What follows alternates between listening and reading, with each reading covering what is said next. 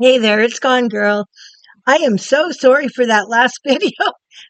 I didn't realize I was having a bad day for my pain and my leg was shaking the whole time, which was shaking the video. I'm surprised I didn't give anybody a seizure. I'm sorry. I just did not realize that was happening. I look back on it and I'm going, oh my gracious, that's not good. Well, the week is over, thank goodness. It's Friday. I went to all three courses this week, the Recovery College courses. My first one was on anxiety and panic and how you can do breathing exercises and stuff to stop the anxiety level from going way up here to back down to here. And knowing that panic and anxiety is just a feeling, it will pass, it will go away. Um, And I thought that was pretty good. And then what the next one was on loneliness, of how we can find online places where we can belong and find support systems and stuff like that. So we don't feel like we're just jammed in my house. Because I live alone and my dog is gone. And it's like sometimes the quiet is deafening, so loud. But I am doing, they said, what I should be doing about, going online and doing stuff.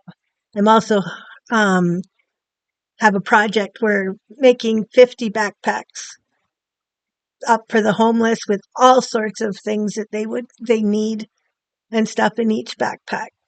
We'll be giving them out in the fall winter season and that and it's going pretty good. We pretty well almost have everything we need. I think the only thing coming is underwear. That we still haven't got, but we have everything possibly that we could need to just, it's like a care package.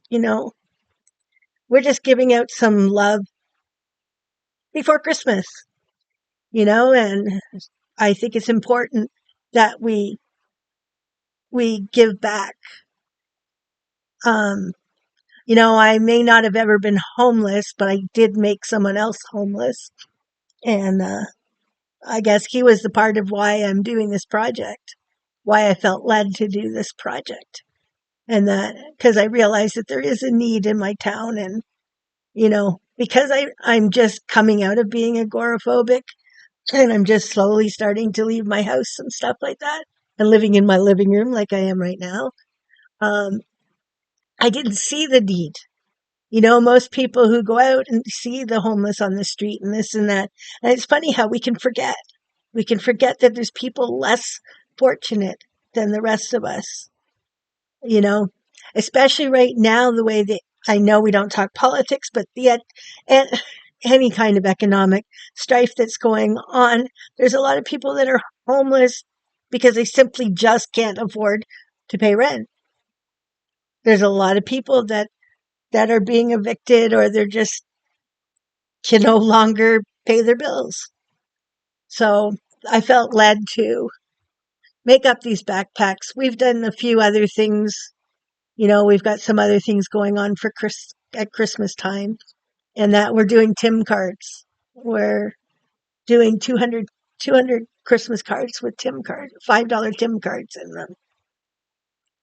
So they can go and have a coffee and, you know, get out of the cold for a bit.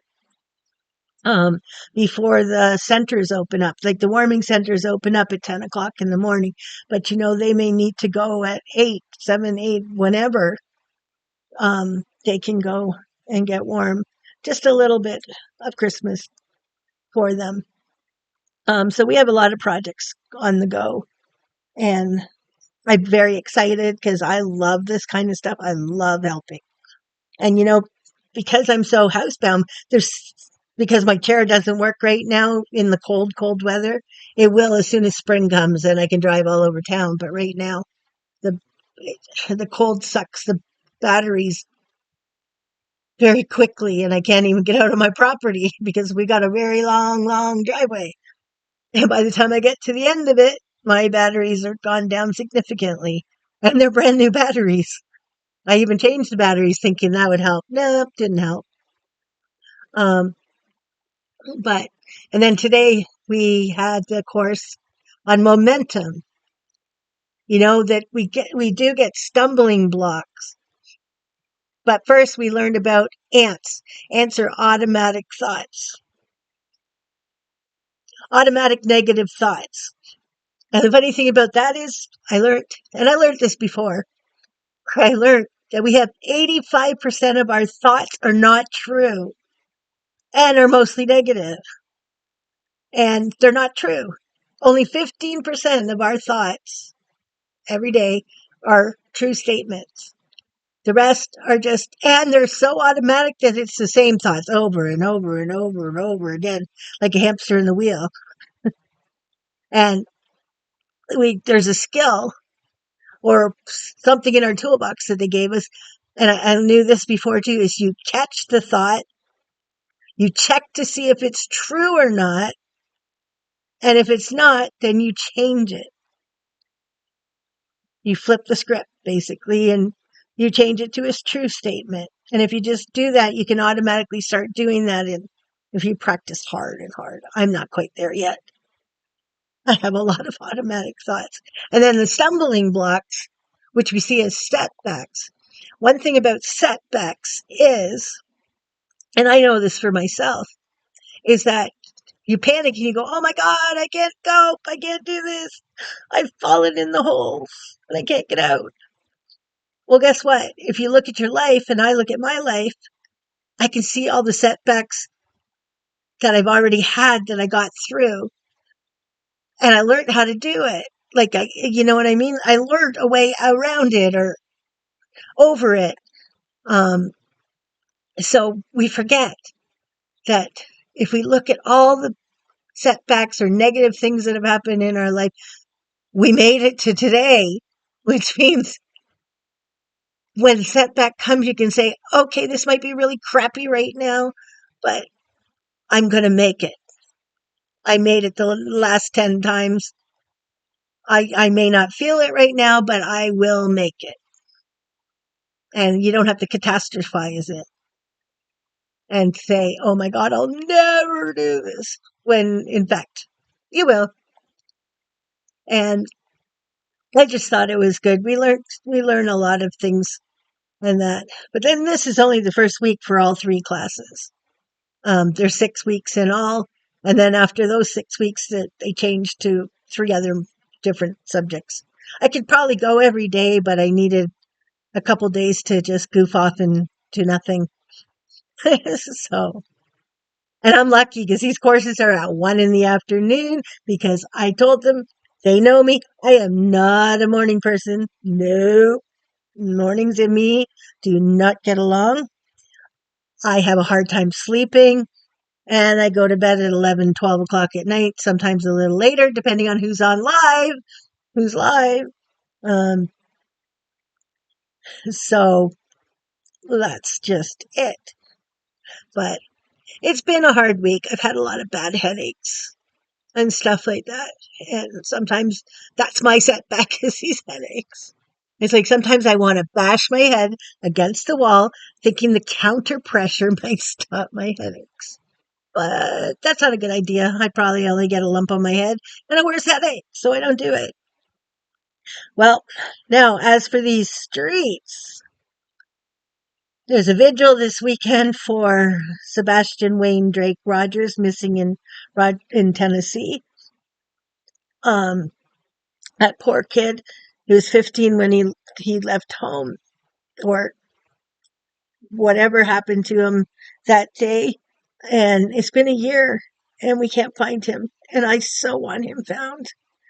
My heart breaks for his mom.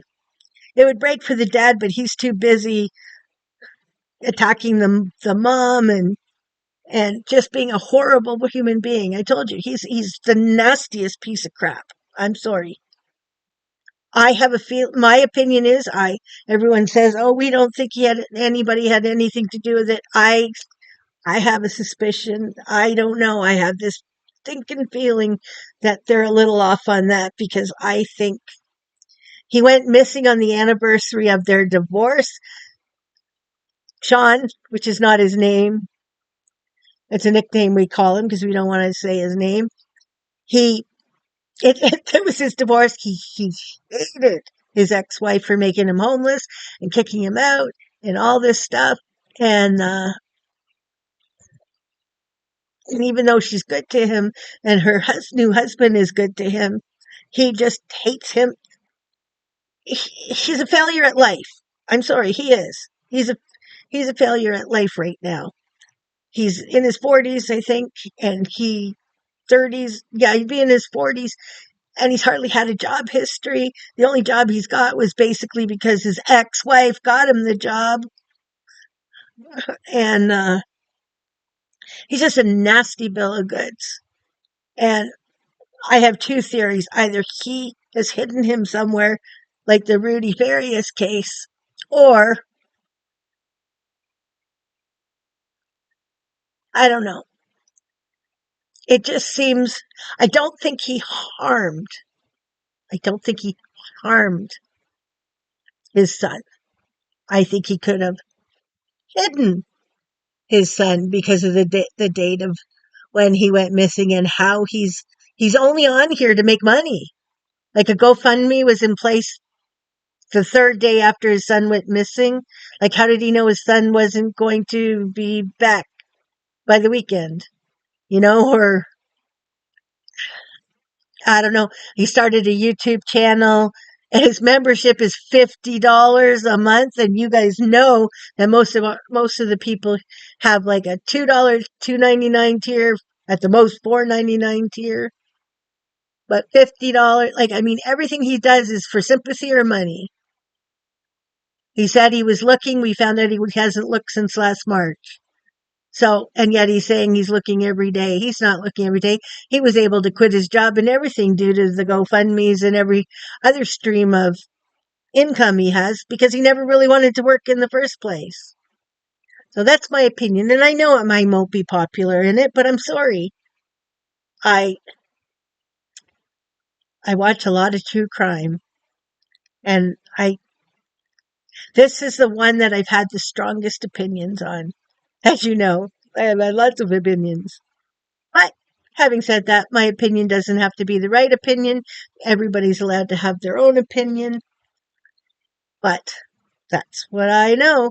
For me, is my opinion. Well, may the sun shine no matter where you are, because it comes from the inside out. Please be good to each other, be kind to each other, and hug your kids. This is Gone Girl. She's gone.